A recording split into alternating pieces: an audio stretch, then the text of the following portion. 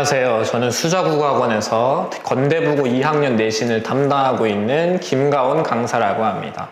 제가 또 이제 분석 영상으로 다시 찾아뵙게 되었습니다. 1학기 기말고사 분석 영상이 될 테니 좀 다시 한번 상기시켜 드리고 2학기 중간고사 대비를 위한 방향성 설정을 위해서 도움을 드리고자 찍게 되는 영상입니다. 바로 시작해 보도록 하겠습니다. 일단 전체적인 총평을 말씀을 드리자면 첫 번째로 중간고사에 비해서는 쉬운 시험이었습니다. 중간고사 때도 제가 굉장히 쉬웠다라고 말씀을 드리기는 했는데 여러분들이 1학년 때 좀 느낀 바가 있겠지만 원래 시험 자체가 계속 쉽게 출제가 됐었죠.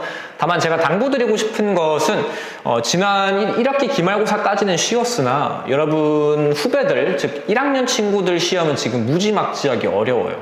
제가 좀 우려가 되는 점은 무엇인가 하면 2학년과 1학년의 난이도 격차가 상당히 많이 벌어진 상태여서 아마 그 1학년에서 나타나는 경향성의 변화가 2학년으로 확장이 되면서 번지면서 조금 2학기 때는 어렵게 낼 수 있지 않을까라는 생각이 들거든요. 그래서 너무 쉽게 나왔다고 안일하게 대처하시면 좀 큰일 날 수도 있다는 점, 어떻게 낼지는 모르니까 그걸 좀 참고해 주시면 될 것 같습니다.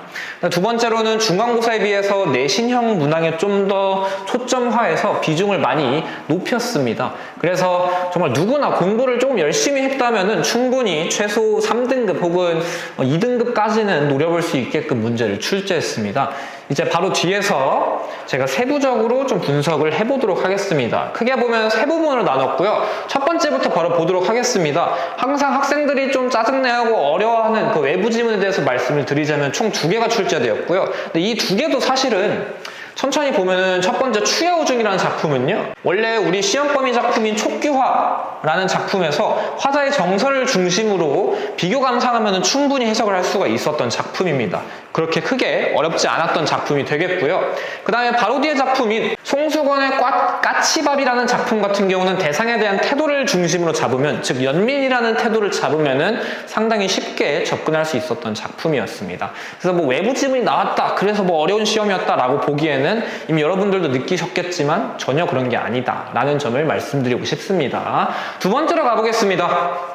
두 번째로는 대상에 대한 태도를 선택하는 오지선다형 문제. 이거는 이제 여러분들도 아시겠지만 올해뿐만이 아니라 작년부터 지속적으로 출제됐었던 문제죠. 그래서 지금 칠판을 보시면 여기 19번 문제에 대해서 출제가 되었고요. 이렇게 오지선다형으로 출제된 건 여러분들도 많이 접해봤고 저희 학원 재원생들 같은 경우도 많이 연습이 됐기 때문에 이거는 더 이상 설명이 필요하지 않을 정도로 중요한 건대부고에서 출제되는 문제 유형이다 라고 말씀을 드릴 수 있을 것 같네요. 바로 뒤로 가보겠습니다. 세 번째로는 교과 학습 내용을 충실하게 반영한 유형들이 출제가 되었다는 점. 물론 이 부분은 매번 출제가 되죠. 근데 이제 건대부고 특성을 좀 다시 한번 강조드리면 이게 교과 학습 내용이라고는 하지만 어떻게 보면 학생들이 얼만큼 시험 전에 수업 시간에 집중했는가를 판단하는 문제들이거든요. 정말 필기를 더 열심히 하고 학습지를 한 번 더 보고 교과서에 있는 내용을 더 많이 보고 한 그런 친구들이 맞출 수 있는 문제입니다.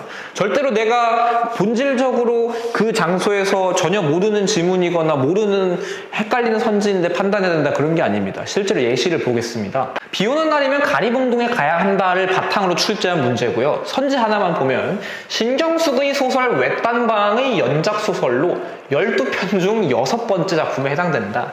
이거 그냥 암기죠, 사실. 이것도 이제 제가 여담을 말씀을 드리자면 이거를 학교 선생님께서 비 오는 날이면 가리봉동에 가야 한다와 관련된 연작 소설에 대한 줄거리들을 줄줄이 다 말씀을 해주셨대요. 그러니까 그거를 지루해하면서도 수업 시간에 듣고 참고 그거를 혹은 또 인터넷에서 검색해본 친구들은 유리했던 시험이 되겠죠. 그래서 그 수업 시간에 얼만큼 집중하고 많이 들었냐가 좌지우지하는 시험이 건대부고 시험이라는 점 다시 한번 강조드리고 싶습니다.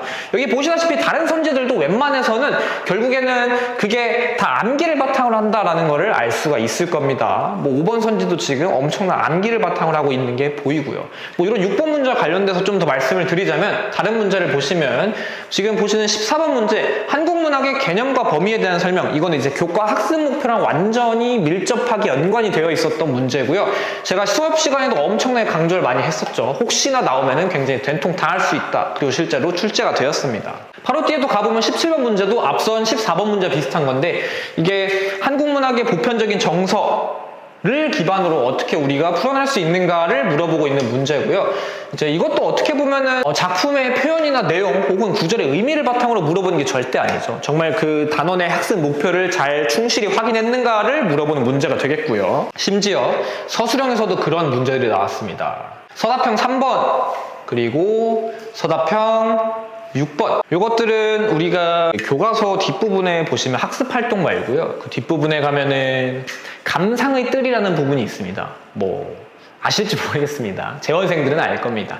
그 부분을 바탕으로 출제했습니다. 그래서 정말 교과서 범위가 100부터 200페이지라 하면은 정말 그 사이에 있는 101페이지는 단 한 개도 빼먹을 수 없는, 정말 교과서를 충실히 봤느냐, 수업 시간에 충실히 이행하고 잘 들었느냐를 바탕으로 했었던 문제들이 많이 출제가 되었습니다. 그래서 일단은 건대부고 2학년 출제 경향에 대해서는 방금 말씀드린 것처럼 3가지로 요약을 드릴 수 있을 것 같아요. 그리고 마지막으로 말씀드리고 싶은 것은요, 이제 2학기 때는 사실 출제 범위가 완벽하게 달라집니다. 지금 칠판에 보시면 2학기는 독서가 출제가 됩니다. 근데 이제 또 독서가 출제된다 하면은 이런 생각을 할 겁니다. 좀 독서는 아무래도 막 지문을 읽고 그 장소에서 좀 내가 머릿속으로 생각하고 풀어내야 되니까 이건 완전히 모의고사 잘 푼 애들이 잘 맞을 수 있어 라고 생각하는데, 여러분 기출을 풀어보거나 뭐 시험 공부를 직접 해보면 아시겠지만 건대부고 독서는 정말 내신 여러분들이 풀었던 것처럼 완전 내신형 문제입니다. 정말로 누구나 공부를 충분히 많이 하고 지문을 많이 보면은 점수를 누구나 다 딸 수 있게끔 만들어 놓은 문제들이 대부분입니다. 그래서 방학을 어떻게 보냈건 이제 아마 이 영상을 보시는 순간에는 방학이 거의 다 끝나갔을 겁니다. 여러분들이 지금 2학년 2학기를 맞이하는 상황에서 아마 좀 고민이 많이 될 거예요, 사실. 나는 이제 지금 고등학교 3년의 절반이 지나갔는데 난 내신을 던져야겠다라고 생각하시면 절대 안 됩니다. 실제로 저희 학원 다니면서 2학년 때 5, 6등급인데 2등급 받았던 친구도 있고요. 그래서 여러분이 지금 점수 내신이 어떻든 간에 2학기는 정말 내신을 누구나 딸 수 있다라고 생각하시면 됩니다. 근데 이게 누구나 딸 수 있다는 것은 그만큼의 노력이 가미가 되어야만 가능한 것이고요. 그런 노력을 좀 충분히 해주면 좋겠다라는 생각이 들고 있습니다, 저는. 그래서 여러분 학교에 대해서 다시 한번 설명을 드리자면, 출제 요소를 바탕으로 한 경향성은 반드시 반복이 됩니다. 뭐 앞부분에서 제가 좀 어려워질 수도 있다라고 말씀드렸지만, 그 어려워진다라는 건 경향성이 완전히 뒤집어지게끔 어려워진다는 건 아닙니다.